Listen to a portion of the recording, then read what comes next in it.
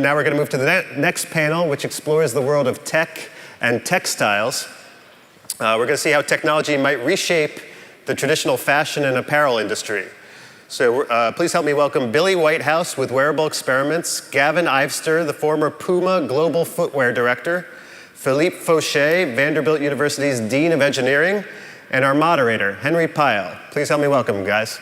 I'm fine with the middle. I'll go in the middle. Let's go. Okay. Hello, everybody. How you doing? Good, good, good. Morning.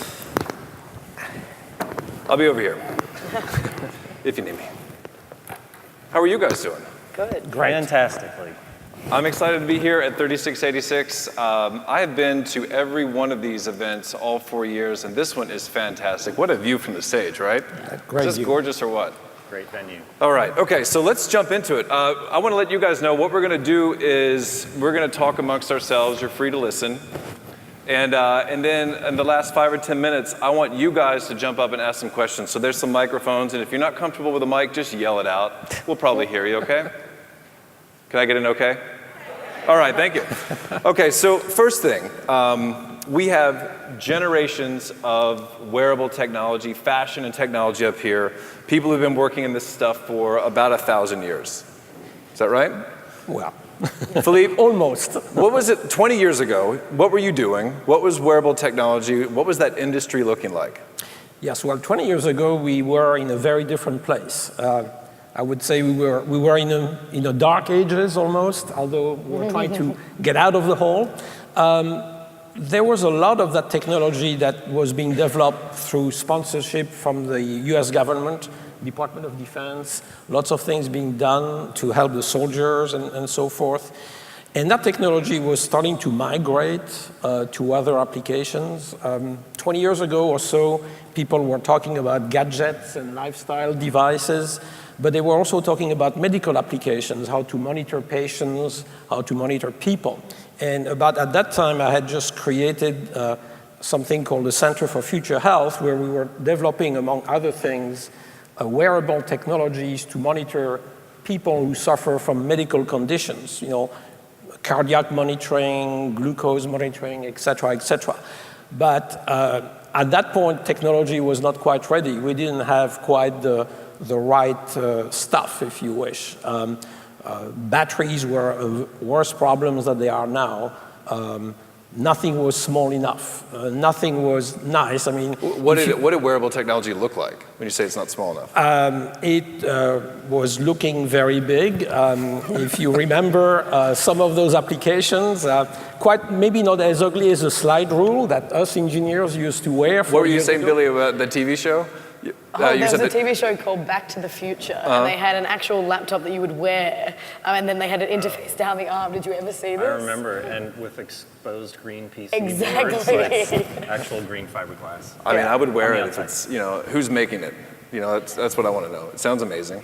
Okay, so that's what you were working on, this kind of stuff, right? Right, that's right. We were doing that, and we were also trying to, we had a very interesting project with folks at Georgia Tech looking at putting fibers into clothing, especially socks, to monitor how people put pressure on their feet, and that's actually a good predictor of older people starting to fall and eventually, you know, being hospitalized, which is a real problem. But you know, we were way too early at that time. The technology, I think, was not ready. We didn't have any great understanding of what the market was, neither the medical market nor the consumer market, and so. Basically, it was very early. Well, and plus it's all technology, right? I mean, you've got these big, bulky pieces of equipment. We were joking about it earlier, but Billy, what you do is you take this technology and you make it almost disappear. That's what we want to do. So tell us about it. So I'm part of the same system, but I have a very different perspective. I believe we've been wearing technology for a really long time. Things like zippers, things like buttons, things like Velcro, they're all technology, but for some reason we haven't put this like title of wearable technology onto them. So yes, we're like out of the dark ages now with all the miniaturization that's happened. And every 3 months it gets faster and cheaper and smaller. And if it's not 3 months, it's every 6 months. So even the boards we were working with 3 years ago have halved in size, and they've got faster, and they take less battery power. So everything just continually evolves. What I'm excited about is like where it goes next, and you have to be able to think future back. So you have to know the limitations of the technology, but you can't let that like impede your imagination. So you have to be able to think about what is this going to be doing when it's an entirely invisible interface. But you have to also know, okay, I still need to be able to power it. There's an engineer involved. There's a software interface. There's still the fabric engineering. And that's the stuff that we're really working on now. We work with haptic technologies embedded in clothing. And haptic technology is vibration, but it's a fancy word for it. And what we like to do with it is move it around the body. So we actually are using the skin as an interface rather than just the fabric. And there's a huge data play with all of these wearable technologies, as you'll see in the medical space specifically. But the data isn't yet personal or sexy. So we're trying to feed that information back to the wearer to empower them with this information about their body or about how to move around a city you've never been to before. This is an example that people respond really well to. We built a navigational jacket quite a long time ago now, where you upload from your smartphone using the back end of Google Maps. You type in, I want to go to the center of Nashville. And instead of staring down at the map while you're wandering around, the jacket will tap you on the shoulder when to turn left, when to turn right, and then double time when you arrive. It's really useful on a bicycle because you're obviously not staring at a phone. That's pretty cool. Thank you. Yeah, all right. So, and Gavin, you are not working in wearable technology, but you have worked in technology with Apple, and you've worked in fashion with Nike and Puma. But I'm sure wearable technology was still something in some form or fashion with those companies. And then also what you're doing today with FLO Thinkery is about, you're thinking about entrepreneurship, growth, and you're thinking about Nashville as a center for all of these things. Tie all of those very disparate pieces of information together Okay. in the next 10 seconds. 10 seconds. Couple things. Billy, thank you. You just validated something that we used to talk about a lot in the sneaker business, and I always used to kind of snicker at it. We would talk about technology in sneakers at Nike and Puma, and what we usually meant when we said that was some cushioning device, an airbag or some little spring thing under your heel. And I Pump always it up. thought, and I always kind of thought, technology, schmechnology. Like, I used to work at Apple, so that's not real technology. But as you've just pointed out, it really is. The other thing I wanted to respond to is I can go back actually 30 years and confirm that all the concerns about the size, speed, and battery usage of devices that you want to use in some mobile or wearable fashion have always been sort of the gating factor. Always pushing against what's possible now and what's going to become possible. But I think we're in a really interesting era now where so many barriers have fallen, and we're actually able, as you've proven, to get technology on the body we're sort of under the visibility barrier now. We've got things that are so flexible and so small and have such good battery life, and they're washable, that now it doesn't feel like you're sort of strapping boards all over your body. Things can actually just integrate technology and function in new ways rather than sort of causing a compromise. And I think that compromise is really important because as we saw in the sneaker business, there's no inside or outside to a sneaker. So you don't get to sort of design the technology and then put a beautiful skin on the outside. So example there would be cars, where there can be a package and an engine and suspension and a lot of engineering that goes into a car, and then you can put an envelope on the outside of that takes a lot of different forms. On a sneaker, the inside is the outside. Anything you do on the outside is felt on the inside, so everything you can see affects the function. So from a sort of engineering perspective, there's really no compromise, but from a design perspective as well, there's no compromise. In the sneaker business, especially when I was heavy in it, it's a design war. So the way the sneaker business works, and I'll use the US as the example, and actually globally, this is fairly true too. There's one very, very powerful sneaker retailer called Foot Locker who have a wall of shoes in every store. There's a finite number of spots on the wall, and to get one of those spots to sell your shoe, your design has to be more engaging than everybody else's design. Or you have to be, it's the old joke, you don't have to be the fastest runner if a bear's chasing you, you just need to not be the slowest. You have to beat somebody else's design off the wall in order to earn that spot, in order to be in front of consumers, in order to ever have a chance of selling. And I think that is sort of an interesting reflection on where we are with wearable tech right now, is we've finally gotten to the point where you don't have to compromise fashion in order to wear tech. You can make things beautiful and inspiring and cool, and still do new things that no one's ever thought of. Someone once said, you should never look like the technology you have grown so dependent upon, or look like the inside of a computer. Like no one RoboCop, wants right? to. Yeah. But I think we are at an interesting tipping point, because the situation as you described it, and I described it earlier, was in the past such that it was really developing the technology, and then we tried an application here and there. And I think the technology has changed so much, has matured so much, not quite at the end yet, but has matured so much that we can start thinking about the technology is almost a given. Let's talk about design. Let's talk about how we make it really appealing as opposed to the other way around. Well, I think the other piece is, so that's how do we make it wearable and sort of acceptable? And, then there have been some notable recent failures. Google Glass didn't really take. And there's a whole bunch of reasons I think that's true. What I think this moment sort of opens up is now a real exploration of new function that nobody has really thought of, because now the very real possibility is there that a lot of people will wear something. Well, I want to know who, when it comes to wearing something, I want to know who of you actually own, you may not be wearing it right now, but who owns wearable technology, including watches, rings, bracelets, belts, shoes, socks, yoga pants, intimates, sports bras, glasses, or headbands? Raise them up. Let me see you. Apple All right. Watches, Fitbits, so that's a lot of people. All that counts. Yeah. And when it comes to these things, what's the difference between the gadget, the watch, and the actual smart technology? What differentiates them?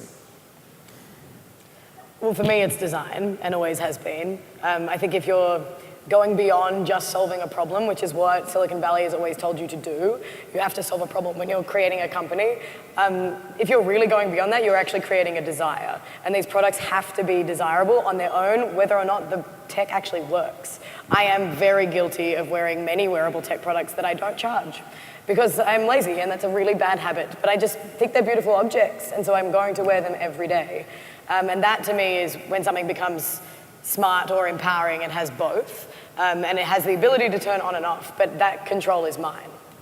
Yeah, go ahead. I totally agree with you, but I don't think we should lose sight of the function side of the device, because if I look... Says the engineer. Yeah, and that's right. I'm going to be guilty as described, and I'm going to bring you for 30 seconds through a history lesson. And I would argue that one of the take-home messages from this conference should be that engineers and technologists have been responsible for more revolutions than any political or religious groups, except when the revolution has taken place, you take it for granted and you don't question it. The invention of the wheel, the aqueducts that brought water, the steam engine, the automobile, the airplane, the MRI machine, the smartphone, and many others. So think about this. There is a between and an after, and I think we can do this here. And especially if you marry function with design and desirability of a product, especially for consumer products, that's a very, very big deal. So what are the problems that wearable technology can solve? Everybody okay? I have 3 pillars, and I just can tell you what we're trying to look into. We want to connect you with yourself in a way that you've never understood yourself before. We want to connect you to the people and places and events you care about, and we want to connect you to the environment is one, but also to the people, like to the people you care about. We want to give you that connection that you often in our really, really fast lives, we don't have. In fact, touch is one of those things that we're actually forgetting to utilize as a form of communication. And that, for me, is our area of focus. But it's more than just a data play, which I think is the traditional engineer point of view. We're really wanting to empower the individual with the sensation. Talk a little bit about the jerseys specifically. Tell for people who don't know specifically what you're doing. It's a pretty amazing thing.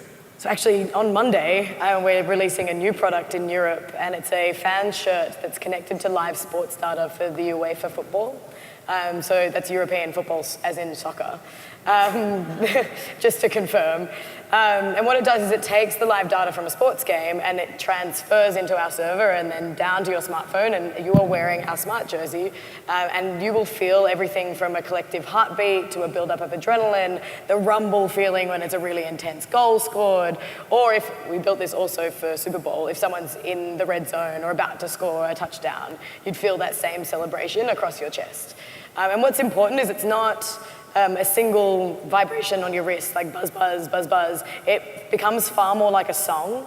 So it moves across your body and it's like gugum, gugum, gugum, gugum, gugum, gugum. It gets faster and faster and faster. I unfortunately have to make these noises all the time to explain these things. Because otherwise you don't get the full sensation of what it's like to have that replication of a chill down your spine or the nervousness in your belly. And what we're trying to do is feed data back to the ultimate fan and feel like they're more connected with that event than they've ever been before. So you're building fabrics, technology, your design, engineering, everything top to bottom.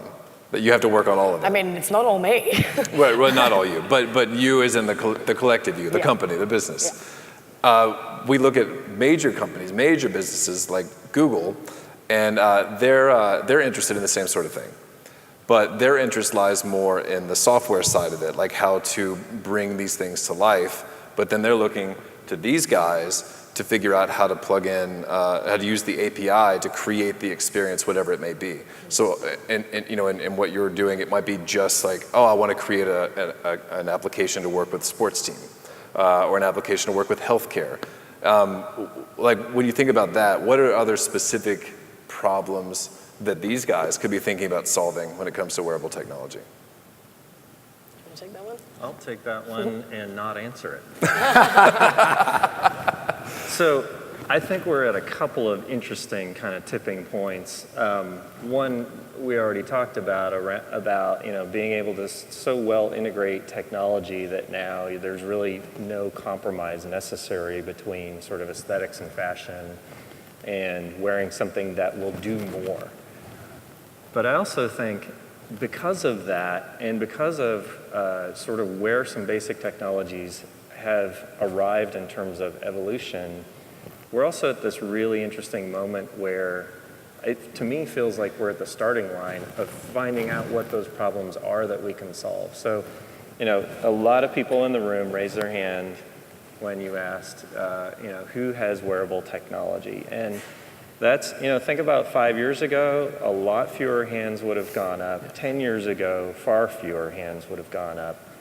And, I think we're at an interesting moment where people have accepted wearable technology, probably thinking that that's what they've done. Some people may be unaware. We're also at a moment where healthcare is investing so much in leveraging data to improve outcomes, whether by predicting problems and solving them earlier, or improving patient compliance with treatments, et cetera. Healthcare is totally tuned in to the notion of using technology to improve outcomes and efficiency. And so I really think that the answer to what are the problems that are going to be solved, the answer to that's going to come from 1,000 different entrepreneurs, each chasing really specific solutions that are enabled by some of the basic science type research that's coming out of places like MIT, where it's smart textiles. There's a lot of people working on problems like that without a clear vision of, well, when I get the smart textile, I will do this with it. It's more, but they're developing an enabling platform for other people to build on. And I think that is a really fascinating moment right now because the entrepreneurial opportunity there is massive. Okay, I want to talk about that, but before we get into that, I want to talk about the fears of this kind of technology. And if I'm walking around wearing all of this wearable tech, what are the downsides? What are people worried about with this? Privacy. Yeah. And the emissions, every product has to do an emissions test. I think from an optimistic point of view, you'll know that all the emissions that come off your smartphone are far, far higher than any other wearable tech out there at the moment. That's the good and the bad news, I guess. Yeah. But I think safety of your data, your personal data, private data, as well as your medical data, I mean, that's a huge deal. Lots of people are working on this. It's basically a war, right, where every time you meet the enemy, so to speak, the enemy tries to go around you. And it's a real problem. And I personally don't know what the solution to that is. It's a problem, though, but we are facing it. We are going to go ahead with it. We are going to have, what is called the Internet of Things, where all devices talk to one another, and now you can put the human being in a loop. I mean, that is happening right now, and it's not going to go away. So the question is how to integrate this. And they're working with insurance companies. Yes. And the insurance companies are investing a hell of a lot of money in the wearable space. That's, to me, where some of the fear comes from. I wouldn't want to wear a piece of wearable tech if I knew an insurance company was working for them. I'm being perfectly honest, because if it could then be used against me, I don't want that to be the case. That's the truth. I would want to know that that company has integrity and that the data is owned by me and only me. So there's another one, which is hijacking. And hackers have figured out how to take over cars from a distance. So any device that's on the web has the potential to be controlled by somebody else. And I think that's a real concern. Imagine you had some technology inside your body that is web enabled. Someone's going to eventually figure that out, how to sort of get in and manipulate it. And I think the potential exists that somebody could actually murder you remotely. This is great. Thanks, Gavin. Are we done here? Yeah, I think that's it. That's time. Okay, so where do we go from this?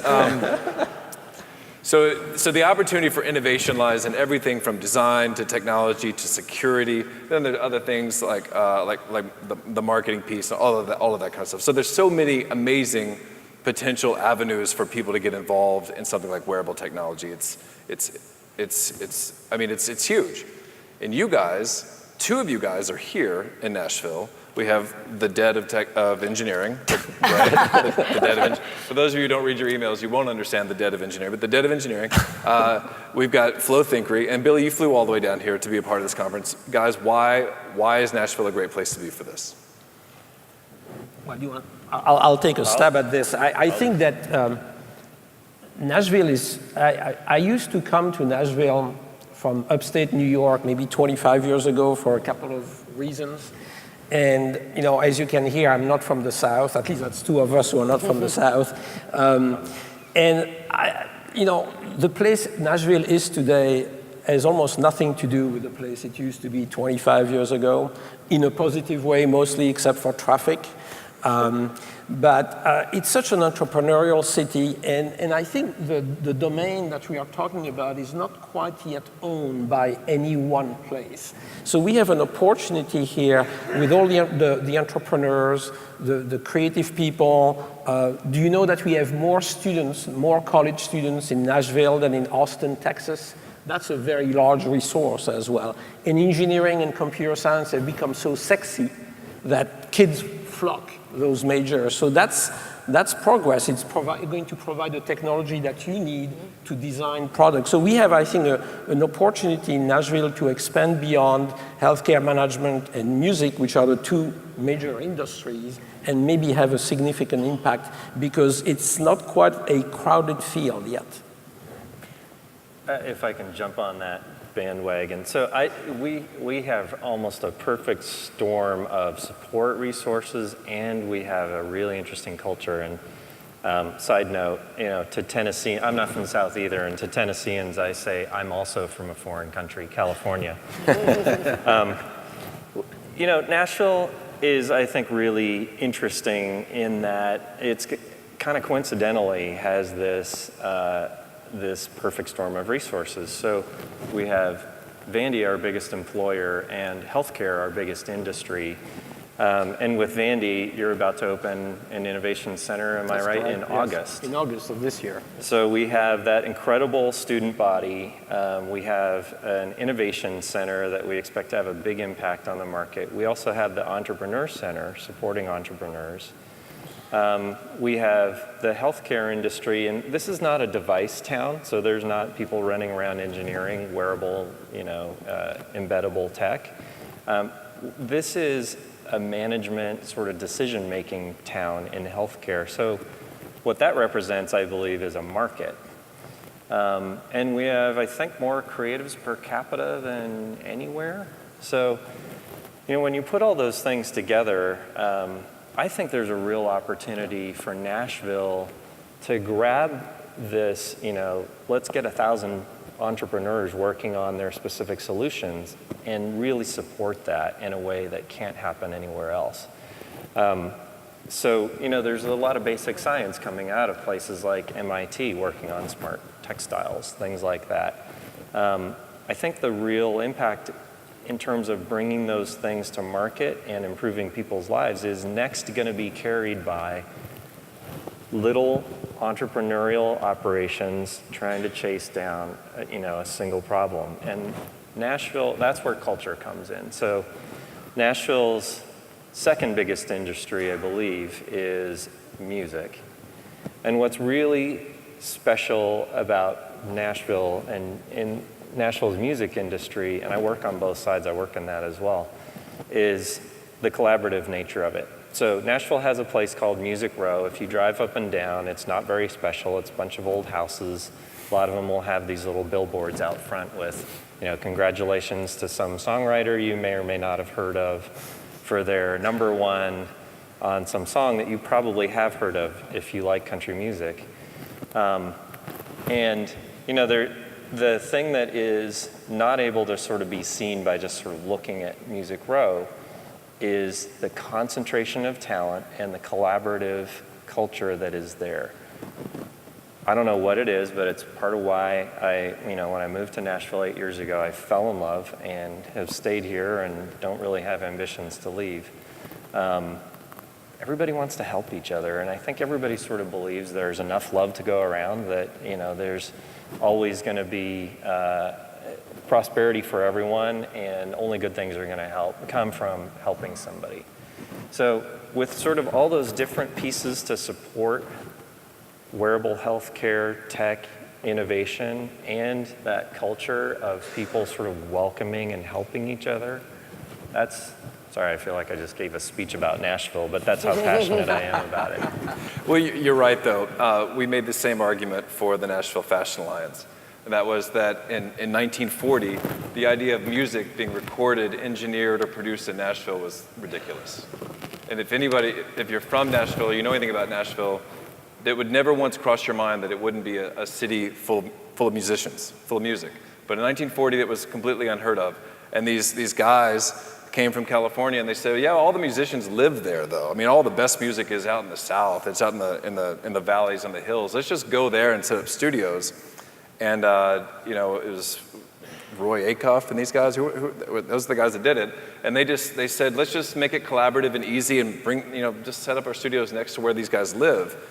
Well, it'll never work, they said. No one will ever go to Nashville. It's in the middle of nowhere. It's a backwards town. Nobody wants to be there. They said, that's fine. So they did it. Here we are today, and Nashville is a music city. No one would have ever thought twice about it. The same thing is happening with fashion. It's already happened with healthcare, and it's going to happen with technology next, because that collaborative nature that Gavin's talking about is what this city is built on. There's no gateway to entry like there is in New York or in LA. Everybody is welcome to get a coffee with anybody, except for me. I'll be busy that day. So we've got about 6 minutes and 38 seconds left. I want to open it up to you guys, if that's okay, and let the audience ask some questions. So I know Kara Jackson's out there, and she's in the fashion industry, and I know Kate Mills is out there, and she is in the design industry. So I know somebody is going to ask a question. I just can't think who it's going to be. Oh, go ahead, Kate. I know, thank you.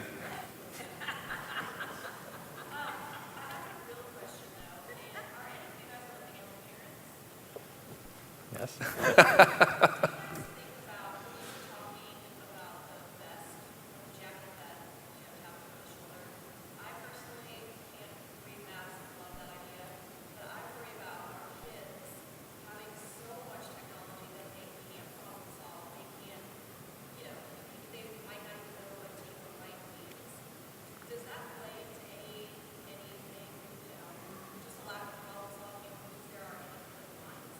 Let's repeat the question. So the question was about whether we're going to sort of diffuse the senses with too much technology. Yeah. Yes, it's a really interesting area. There are some recent studies that Disney did around haptics with kids and learning disabilities, and they're actually saying that it increases their ability to remember. So it's only something that you probably want to use up until the point that you remember. And I feel like that's a really interesting tool. When it came to me wearing this jacket and testing it around in New York City, I ended up not noticing it after a while. So it was really useful when I was like, oh, I don't know where I'm going, and I'm nervous and I still want to have it there as a security, but then I ended up just using my head. And so it was something that was there as a tool, but I wasn't dependent on. So that maybe because I wasn't using it as a child, but you already have something they're so dependent on, and that's their smartphone. So what I'm trying to do is figure out what is the future of this interface, and I don't necessarily believe that our lives are going to be dictated by a screen forever. I actually think that's quite limiting, and I'm trying to figure out how to get them away from this and staring down and get them back into this. And so that's why we've been using this as an opportunity. I don't know yet if it's going to affect them. That's the truth. We haven't had 10 years of studies around this. But my belief at this point in time from my own use is that it ends up becoming far more natural after a while. If I can add to that, as Billie pointed out, we don't think of a zipper as technology, but it is. And my question back would be, so where do you draw the line? A map is a technology. Are we sad that kids don't read maps anymore? They just wait for a nav system to tell them when to turn. I don't know that sort of hanging on to old technologies really has much advantage, because if I draw the line at fax machine, do I care if my kids ever know how to send a fax? No, I don't. So I'm kind of unapologetic about that. I'm all about moving forward, and I think if we move in a wrong direction and it turns out a map on paper is a better thing, somebody's going to go invent the map on paper, and we're all going to herald it as the next greatest thing and be happy. As a parent, I can relate to your question, because you see some form of social isolation that the kids have because they are glued to their cell phones all the time. And so I think there is some aspect of technology that may not be necessarily good for facilitating social interaction and real engagement of people. But some of the technologies we just discussed here is really a seamless technology that does not require you to be glued to a cell phone. So, it's like in everything, technology is neither good nor bad. It depends what you do with it. All right, Smarties, let's hear another question. My name is Jeff Beagle. I'm an entrepreneur and PhD student at UT Knoxville. My question kind of piggybacks off the last question. How do you think wearable technology will impact education, especially early education? I'm happy to go into it for a little bit, only because of the recent studies that Disney have been doing. I think I'm always going to think in haptics just because that's what my company does. But I think if it goes beyond that and you're looking at facial recognition and you're looking at the capillaries in someone's face, you're understanding already if they're learning. And then if they're not learning, you're basically building an empathy bubble for that child. And you're saying, okay, what information do I have to feed them and in what kind of way do I have to give it to them? And maybe it is they have to draw it out. Maybe it is they have to teach the class rather than sit there and be passive and listen. But technology and wearables specifically is basically giving us an ability to empathize with people in a way we've never done before. And I think that's an amazing tool. So I often describe it as an information highway that literally zooms around your body. And if we're smart about this, we'll be able to allow people to tap in and tap out, but we'll give the human, the person, the ultimate control. And sometimes technology can have very surprising counterintuitive effects. At Vandy, we have a faculty member who has been pursuing studies with kids with autism, and kids with autism respond very positively and much better with robots than with human beings. So sometimes this is not intuitive. So sometimes technology can actually be unexpectedly good. All right, we have time for one more. Don't mean to embarrass anybody, but what lessons have we learned from Google Glass? Google Glass, yeah. Well, I know I would wear them if they looked like Tom Fords. So that's my lesson. Yeah. I think that, you know, there were a few issues around Google Glass. One is it didn't look cool. There's no Two, nostalgia. it created some behaviors that were sort of hard for other people to accept. So talking to your glasses and touching them just seemed weird. And you know what? Honestly, we've gotten over a lot of weird behaviors. So people talking to their Bluetooth ear thing. I remember the first time I was in a men's restroom and somebody was talking to the wall as they were using the urinal. I thought, holy crap, this guy's insane. Now I don't even flinch when I see that. And the third thing was a privacy concern because there was a forward-facing camera and people always felt like if you were wearing Google Glass and facing my direction, you might be transmitting what's happening somewhere else or recording it. So, I think Google Glass teaches, I don't know how to prevent another problem like that. Human beings are, I think, always going to be susceptible to new Coke-ism, where you do something, it doesn't work, and then you just pick up and move on. But I think those three things are sort of the reasons Google Glass didn't work, and we can watch for those in future products. Philippe, Billie, Gavin, thank you all so much. Thank you guys so much for sitting and listening to us. Thank you. I appreciate it. Thank you. Thank you so much.